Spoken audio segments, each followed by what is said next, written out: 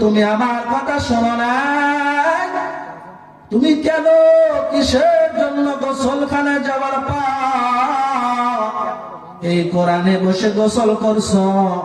আল্লাহ তাআলা সাথে সাথে তোমার উপর লানত দিয়ে দিয়েছে। আল্লাহ তাআলা সাথে সাথে তার উপর লানত দিয়েছেন যে মহিলাটা কোরআনের সাথে বেয়াদবি করার কারণে সাথে সাথে শুকর হয়ে গিয়েছে। এই মহিলাটা এরপর জঙ্গলে গিয়ে 3 দিন পর শুকর অবস্থায় মারা গিয়েছে। ঠিক পৃথিবীর কোন মানুষ যদি কোরআনের সাথে বেয়াদবি করে, কোরআন ওয়ালাদের সাথে বেয়াদবি করে, আল্লাহর সাথে বেয়াদবি করে, তাহলে আল্লাহ তাআলা পৃথিবীতে তাদেরকে অবশ্যই লাঞ্ছিত করবেন। কথা বলেন ঠিক না বেঠিক? এজন্য কোরআনের সাথে, কোরআন ওয়ালাদের সাথে, আল্লাহ ওয়ালাদের সাথে বেয়াদবি করা যাবে না। তাহলে বিভিন্ন রকম গুনাহের কারণে বিভিন্ন রকম শাস্তি হয়। এই জন্য সর্বপ্রথম আমাদেরকে গুনাহ বর্জন করতে হবে। আর গুনাহ বর্জন করতে পারলে আপনার আমার যে বিপদ আপদ ছিল, ওই বিপদ আপদগুলো আল্লাহ দূর করে দিবেন। সুবহানাল্লাহ। শুধু বিপদ আপদ দূর করবেন তা নয়, আল্লাহ তাআলা বান্দাদের মর্যাদা আরো বৃদ্ধি করে দিবেন যদি আপনি আমি গুনাহ বর্জন করতে পারি। আল্লাহ তাআলা কোরআনের এক আয়াতে বলেন, ফামান তাবা মিন বা'দি যুলমিহি ওয়া আসলাহা ফাইন্নাল্লাহা ইয়াতুবু আলাইহি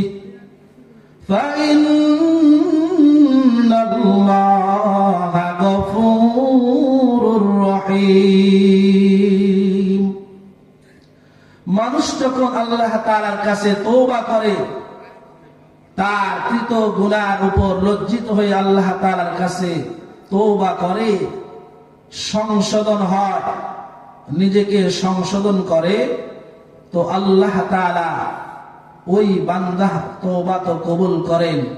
আল্লাহ তাআলা তার জিন্দেগীর সব গুনাহ মাফ করে দেন। এ মুসলমান আল্লাহর গোলাম, মীরাপাড়া এলাকার যুবক ভাই, মানুষ যখন আল্লাহ তাআলার কাছে তওবা করেন, আল্লাহ কত খুশি হন, কত খুশি হন। আল্লাহর পয়গম্বর হাদিসের মধ্যে বলেন, একজন আল্লাহর গোলাম উটে করে রওনা দিয়েছে। অনেক দূর যাওয়ার পর লোকটা ক্লান্ত হয়ে গেছে। এবার আল্লাহর গোলাম উটটা পাশে রেখে বিশ্রাম করার জন্য রেডি হয়ে গেছে। এই লোকটা এক পর্যায়ে ঘুমিয়ে পড়েছে। ঘুম থেকে জাগ্রত হওয়ার পর লোকটা এদিকে ওদিকে তালাশ করে দেখে, তার যে উটটা ছিল উটটা আর দেখা যায় না। লোকটা এবার টেনশনের মধ্যে পড়ে গেলেন। এ মুসলমান আল্লাহর গোলাম, এমন টেনশনে পড়ে গেছে, এমন টেনশন, লোকটা চিন্তায় পড়ে গেছে, এই উটের উপর আমার আসবাবপত্র, খানা পিনা সব আছে। এখন যদি আমি উটটারে না পাই তাহলে আমি অনাহারে মারা যাব, খিদার কারণে আমি এখানেই মারা যাব।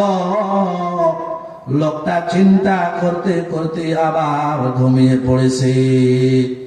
আবার ঘুম থেকে জাগ্রত হওয়ার পর লোকটা আবার সামনে তাকায় দেখে তার হারানো উটটা তার সামনে আছে। আল্লাহর নবী হাদিসে বলেন, ওই লোকটা এত খুশি হয়ে গেছে, এত খুশি হয়ে গেছে, লোকটা খুশির ঠেলায় বলতেছে, লোকটার বলার কথা ছিল, আল্লাহ আপনি আমার মালিক, আমি হলাম আপনার গোলাম, এই জন্য আমি উটটা পাইছি। এই কথা না বলে লোকটা খুশির ঠেলায় বলতেছে, ও মালিক আপনি হলেন গোলাম আর আমি হলাম মালিক, এই জন্যই উটটা পেয়ে গেছি। আল্লাহ নবী বলে লোকটা খুশির ঠেলায় কথা বলেছে, অন্য কোন কারণে বলেন না রে সাহাবারা। আল্লাহর পয়গম্বর বলেন এই লোকটা যেমন উটটা পাওয়ার পর এত খুশি হয়ে গেছেন, এত খুশি হয়ে গেছেন। কোন মানুষ যখন আল্লাহ তাআলার কাছে তওবা করে, মালিক আমি বড় ভুল করে ফেলেছি, আল্লাহ তাআলা ওই উট হারানো ব্যক্তির চাইতে ওই বান্দার প্রতি কোটি কোটি গুণ খুশি হয়ে যান। সুবহানাল্লাহ। এই জন্য আল্লাহ তাআলার কাছে তওবা করতে হবে, খাঁটি মনে তওবা করতে হবে, তাহলে আল্লাহ তাআলা জিন্দেগীর সব গুনাহগুলো আপনার আমার মাফ করে দিবেন। যতই বড় ভুল করি না কেন আল্লাহ তাআলার কাছে ক্ষমা চাইতে হবে, আল্লাহ খুশি হয়ে যাবেন। একটা ঘটনা আছে মূসা আলাইহিস সালামের জামানার ঘটনা, যে মানুষ যতই বড় গুনাহ করুক না কেন আল্লাহ তাআলার কাছে তওবা করলে আল্লাহ কেমন খুশি হন আর কেমন মর্যাদা বৃদ্ধি করে দেন। মূসা পয়গম্বরের জামানার ঘটনা, দীর্ঘদিন হয়ে গিয়েছে বৃষ্টি বর্ষণ হচ্ছে না। তো লোকেরা এসে পয়গম্বর মূসার কাছে আসলেন, আসার পর বললেন, ওগো আল্লাহর পয়গম্বর, দীর্ঘদিন হয়ে গিয়েছে আসমান থেকে বৃষ্টি বর্ষণ হচ্ছে না, আপনি একটু দোয়া করেন আল্লাহ যেন বৃষ্টি দেন। আল্লাহ নবী মূসা বললেন, আগামীকাল মিশরের ময়দানে মাঠে তোমরা সকলে উপস্থিত হবা। কিতাবে লিখেছে ৭০,০০০ মানুষ সেখানে উপস্থিত হলো। ৭০,০০০ মানুষ উপস্থিত হওয়ার পর ইস্তিসকার নামাজ পড়ে আল্লাহ তাআলার কাছে মূসা নবী উম্মতদেরকে নিয়ে দোয়া করছেন, কিন্তু বৃষ্টি হচ্ছে না। আল্লাহর পয়গম্বর মূসা আলাইহিস সালাম এবার দোয়া করলেন, আল্লাহ আপনার বান্দা আপনার পয়গম্বর মূসা এর আগে যতবার দোয়া করেছেন ততবার দোয়া কবুল করেছেন হে মালিক। এখন আমি দীর্ঘক্ষণ ধরে দোয়া করি, কিন্তু দোয়া করার পর আমার দোয়া কেন কবুল হচ্ছে না রে মালিক? আল্লাহ তাআলা ওহীর মাধ্যমে জানায়া দেন, ও পয়গম্বর আমি আল্লাহ কিসের কারণে বৃষ্টি বন্ধ করে দিয়েছি জানো?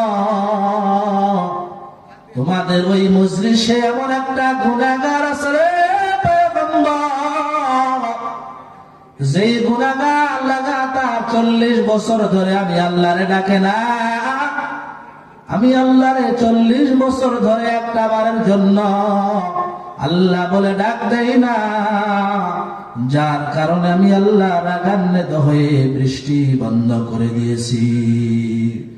আল্লাহ তাআলা ডাক দিয়ে বলেন, মূসা তোমার ওই মজলিস থেকে যদি গুনাহগার উঠে যায় তাহলে আমি আল্লাহ বৃষ্টি দিব, অন্যথা বৃষ্টি হবে না। মূসা পয়গম্বর ডাক দিয়ে বলেন, গুনাহগার কোথায় আছো? তাড়াতাড়ি মজলিস থেকে উঠে যাও, আমার আল্লাহ তোমার কারণে বৃষ্টি বন্ধ করে দিয়েছেন, তাড়াতাড়ি মজলিস থেকে উঠে যাও, না হয় আমার আল্লাহ বৃষ্টি দিবে না। তুমি যদি নিজে না উঠে যাও তাহলে আল্লাহ তাআলার কাছ থেকে তোমার পরিচয়টা জানার পর তোমাকে কিন্তু এই মজলিস থেকে উঠে দেওয়া হবে।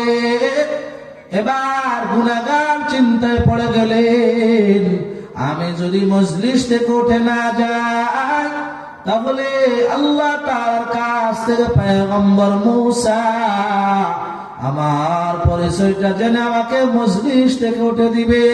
এবার গুনাহগার আল্লাহর গোলাম আল্লাহ তাআলার দিকে ধ্যান মন দিয়ে তওবা করতে আরম্ভ করে দিলেন, হে মালিক 40 বছর হয়ে গেছে রে মালিক, আমি লাগাতার 40 বছর ধরে গুনাহ করে আসতেছি। আমার মাও জানে না, আমার বাবাও জানে না রে মালিক। আমি খাঁটি মনে তওবা করতেছি, আর জিন্দেগিতে গুনাহ করব না।